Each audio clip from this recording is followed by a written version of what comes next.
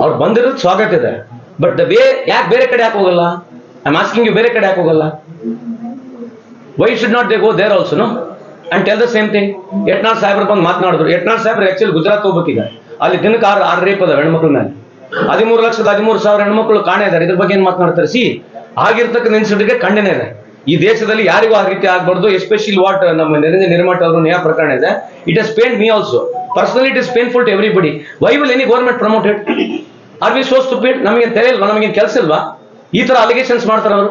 Will a government instigate somebody to do that and we want to save him for what? And we are not here. ನಮಗೆ ಏನು ವ್ಯಾಲ್ಯೂನೇ ಇಲ್ಲ ನಮಗೆ as a political party. and what way we get benefit by supporting him? ಅವ್ರು ಸುಮ್ಮನೆ ಹೇಳ್ತಾನೆ ಹೋಗ್ತಾರೆ. ಇರ್ಬೇಕ್ರಿ, allegations ಮಾಡ್ಬೇಕು, but for what? There has to be some common sense to them also. Our chief minister will support them. ಏನ್ರಿ ಮಾತಾಡ್ತಾರೆ ಸುಮ್ಮನೆ? ಏನೋ ಗೆಟ್ ಅವೇ ಇದೆ, ಅಡ್ವಾಂಟೇಜ್ ಇದೆ, ಸುಮ್ಮನೆ ಬರೋದು ಮಾತನಾಡೋದು. ಇಷ್ಟೆಲ್ಲ ಹೈ ಪ್ಯಾಕ್ ಆಗ್ಬೇಕು? ಇವತ್ತು ಇಂಡಿಯಾವರೆಗೆ ಹೋಗಿದ್ದು.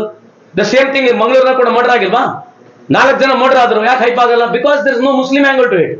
ವೆನ್ ಎವರ್ ಹಿಂದೂ ಹೆಣ್ಮಕ್ಳಿಗೆ ಯಾರಿಗೆ ಏನೇ ಆಗಿರ್ಲಿ, ಎಲ್ಲಿ ಮುಸ್ಲಿಂ ಬಂದ್ರೆ ಮಾತ್ರ ಹಿಂದೂ ಪರ ಮಾತನಾಡೋದು. ಇಲ್ಲದ್ರೆ ಹಿಂದೂಗಳಿಗೆ ಏನಾದ್ರೂ ನಡೀತದೆ ಅವರಿಗೆ.